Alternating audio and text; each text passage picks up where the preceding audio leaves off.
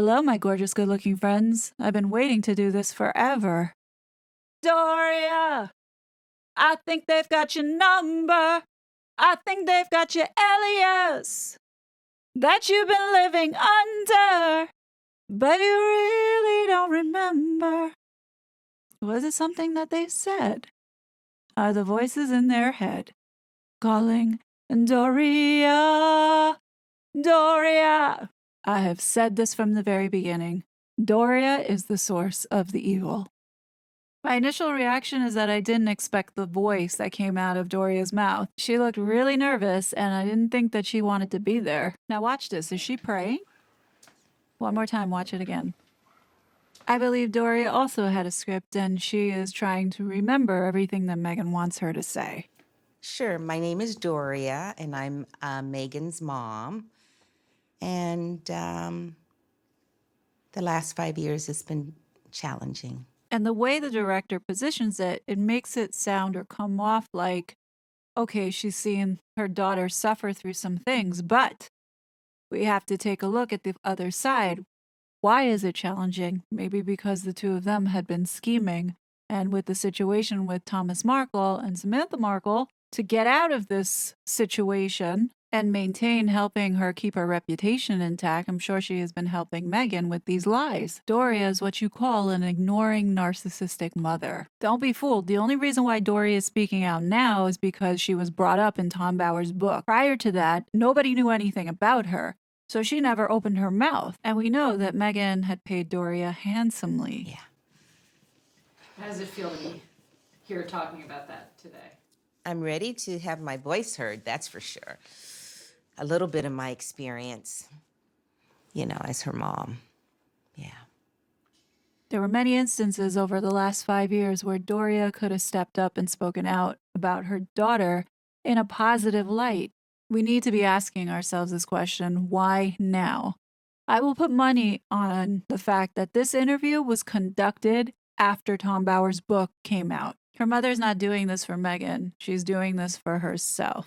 And the story that she tells about how Meghan was raised centers all around her. There's a clear push to paint this facade that Doria was the nurturing mother for Meghan growing up. Doria, where was your voice this whole time?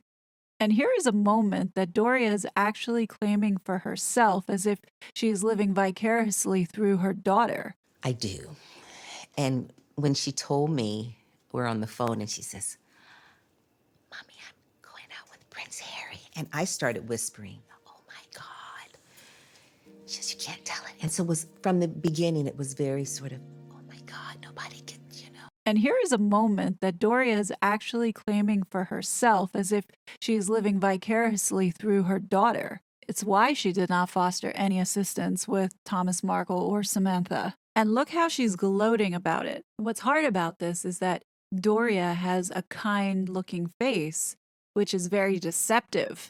And I remember when I first met him, too. And that was a big FU to Thomas Markle, because he never met Harry. That I hadn't told I was dating H were just texting me, this is true, oh my gosh, what? And people were just overjoyed. Well, at least she acknowledges that people were texting her, being happy for her, including her sister, of which she ignored, because he never met Harry. Oh wait, she actually did change her number and was pissed off that Thomas Markle gave it to Samantha so Samantha could congratulate her sister when she got engaged. And I remember H the next day saying, you can't talk to them. And I was like, I'm just trying to be pleasant. Like, I don't know what to do. I've never dealt with this before. The UK media are saying you love it. Then why are you smiling like a jackass? And why did you call them in the first place? It is a fact that Meghan Markle is known to call the paparazzis. Meghan, seriously. Stop it. Get some help. In the next series of clips that they show, we have Meghan detailing her plight of invasion of privacy with the paparazzi. What's deceitful about this is that you don't even know if they took the photos themselves because there's really no evidence. There's nobody sitting in these cars. They just look like pictures that Meghan took. They had paid certain neighbors to put like a live stream camera into my backyard. How do we know that that's real and she didn't pull these photos off the internet? like what they've been doing with everything else. I'm not saying it didn't happen, but I'm also not saying that it did happen because we know Meghan is a liar. Suddenly, it was like everything about my life was just getting so much more insular. Like all the curtains were pulled, all the blinds were pulled. That's your story and you're sticking with it, but I don't believe you. So I don't doubt that she had more attention than she's normally used to, but I think she is the type of person that is making it a lot bigger than it really is. Part of the problem is Meghan bringing it on herself because she has orchestrated a majority of it. Meghan Markle's worse than Amber Heard. Like, it was scary. My face was everywhere. My life was everywhere. Tabloids had taken over everything. Meghan, we're so tired of your damn face. We agree, we can't take it anymore. So this whining and moaning segues into now the race bit coming into the equation. So enter in Doria. I think they've got your number. I remember you came home one day from Immaculate Heart. You was like, "We live over a garage." I was like, "Yeah, it's a great spot." So now this is about going back to M's childhood and really painting the picture that she grew up with her mother and saw her dad occasionally. Like daughter, like mother, Doria begins to tell her lies now. I grew up in LA. And I just remember my mom telling me stories about taking me to the grocery store and women going, "Whose child is that? You must be the," she's like, "It's my child." I was like, "No, you must be the nanny. Where's her mom?" Because I was really fair-skinned and my mom darker. So right here, the story doesn't jive because later on, Doria then confesses that she wished she had conversations with her daughter about this. In hindsight, absolutely, I would like to go back and have that kind of real conversation about how the world sees you. Once again, sounds like another lie. And I just remember my mom telling me stories about taking me to the grocery store and women going, "Whose child is that? You must be the," she's like, "It's my child." I was like, "No, you must be the nanny. Where's her mom?" We were close to my mom, her grandma. My sister was close by, and my girlfriends were close by.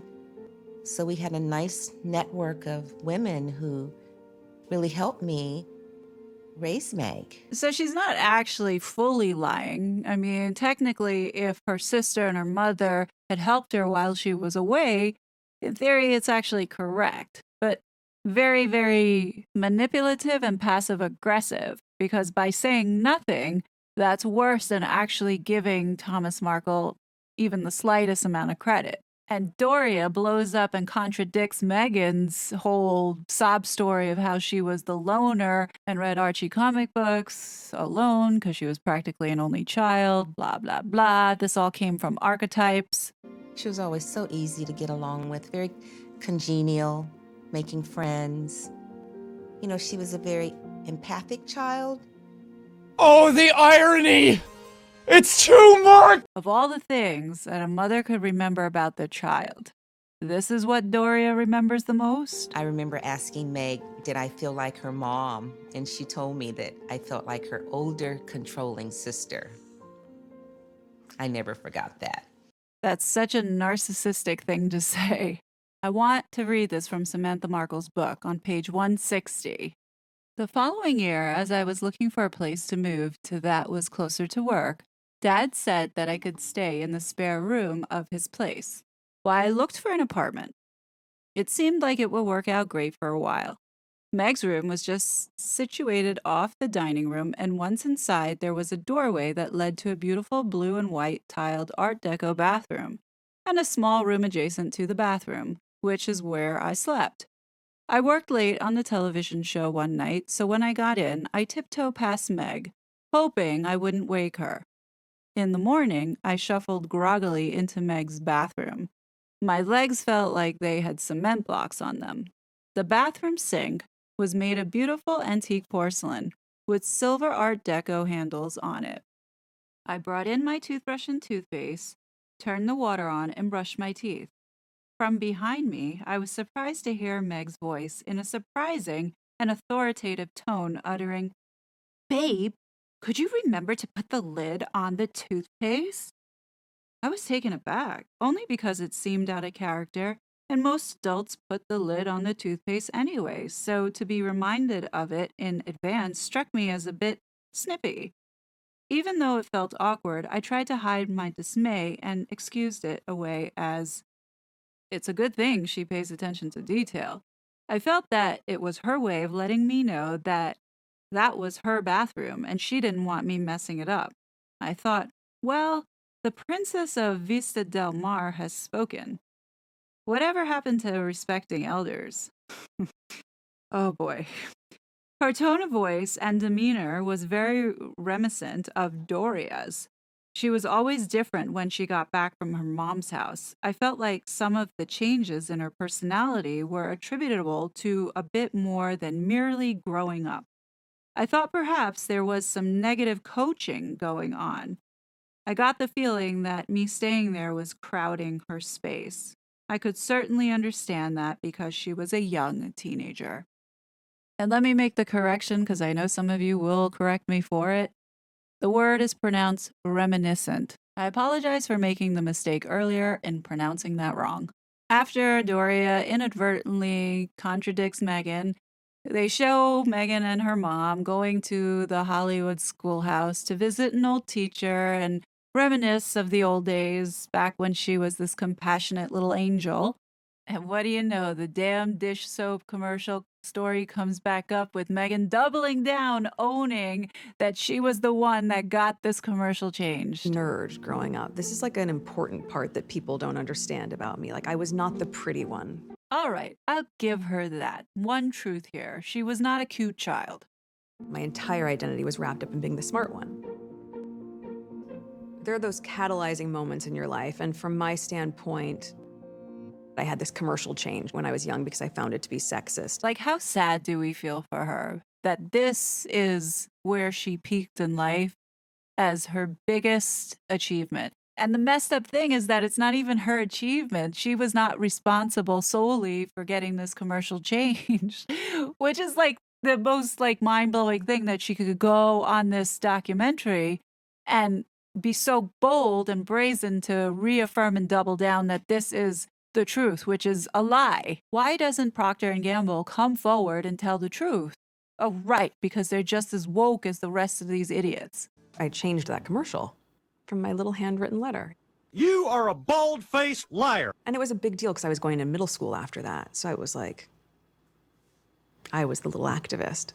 So Meghan then talks briefly about her dad, and you can see how uncomfortable she is. School, I would see my dad, who was a lighting director.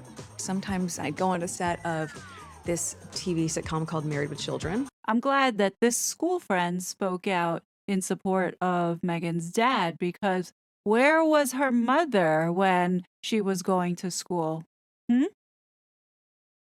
Tom did a lot for our school, being a lighting director, and Meghan being so involved with performances. Right there, it shows that Tom was a present parent. This next part I find absolutely hilarious. I couldn't help her with her homework. She was way smarter. She got straight A's, very disciplined. This just demonstrates how non-existent Doria was. I highly doubt that Meghan got straight A's, because if she got straight A's, we would be seeing certificates that say Honor Society. They quickly flash 3 certificates. And these certificates, if you look at them, 2 of them are from 1998, 1 of them is from 1993. And when you look at what she got honors for, so she got a certificate of achievement for scholastic excellence in 1993, which was just, I think, overall, maybe she did well that year. But then in 1998, she just got honors for achievement in religion and then achievement in drama. What happened to math? What happened to science? What happened to English? There is absolutely nothing impressive about this. The fact she went to Northwestern means nothing because she was not there on academic scholarship. If she was there on academic scholarship, then that would be impressive. But this, mediocre bitch. So now at this point in the episode, they have teed it up to where Meghan now starts to enter in the race factor, telling another story which is most likely not true, but has to pull on the heartstrings of the minorities, thinking that she has experienced their pain. The last concert I went to there, I went to with my mom, and we were in the parking lot leaving, and my mom like honked her horn because this woman was taking a long time to like figure out how to get out, and the woman turned around and screamed the N-word at my mom. I just remember my mom, like, I remember the grip that her hands had on the steering wheel. And like you could see it was so tight where like the knuckles get all white. And she was just silent the rest of the drive home. We never talked about it. I'd never in my life heard someone say the N-word. Very different to be a minority but not be treated as a minority right off the bat. But obviously now people are very aware of my race because they made it such an issue when I went to the UK. But before that, most people didn't treat me like a Black woman. So that talk didn't have to happen for me.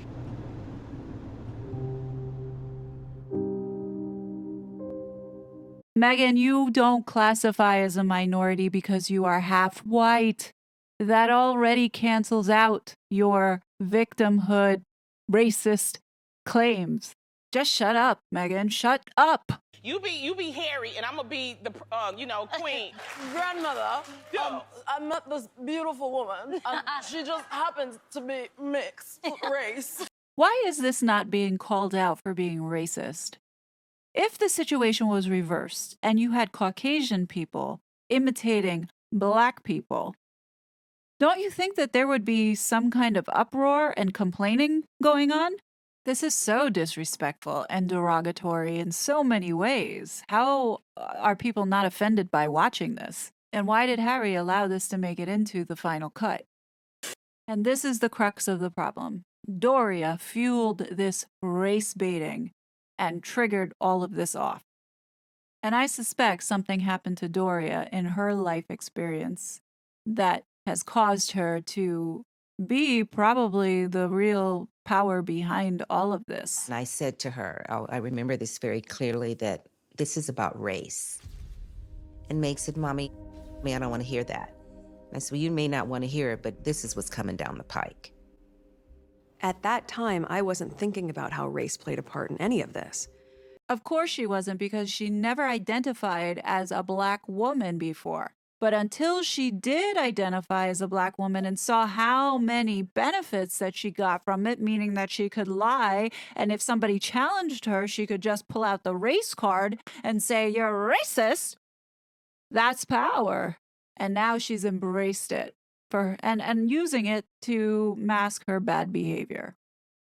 The last scene for this video that I'll be covering is their acceptance of this NAACP award that they paid for. I don't care about rehashing the bullshit that they spewed out the night that they did their social justice or digital justice campaign. I just want you to just take a notice of Harry's demeanor. These two are not as lovey-dovey and happy together. In fact, you can see Harry not being very comfortable by doing this. And Meghan is annoyed. Come a long way from Little Red Schoolhouse. Schoolhouse. Right. Are you nervous? Yes. Just go with the flow. He just snapped at her so hard. And can you imagine how irritating it must be to have that rictus grin staring back at you when all you want to do is be left alone? Meghan didn't like that one bit. Watch her face. The mask drops. She's so pissed. Clearly, she's walking ahead of Harry and she looks annoyed. Harry has to have lost his mind by now. I couldn't imagine if I had a spouse and had to deal with this. So we're going to stop here on this part. The rest of episode 2 will be completed in the next video. I will be back soon with another review video, but until then, turn on your notification bell buttons. Thank you so much for watching, and I will talk to you soon. Bye! It was such a fraud.